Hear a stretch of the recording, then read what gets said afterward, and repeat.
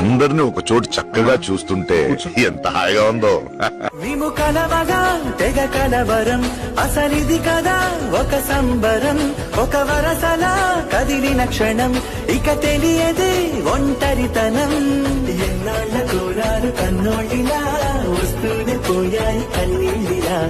ఇల్లంతా మారింది సందళ్ళుగా, మీరంతా ఉండాలి వందేళ్ళిలా. మనవారే వెనకుంటే మరణాన్నే మరిచేలే, మనసంతా వెలుగేల. ఇక చీకటెళ్ళింది తెల్లారి నవ్వుతోనే.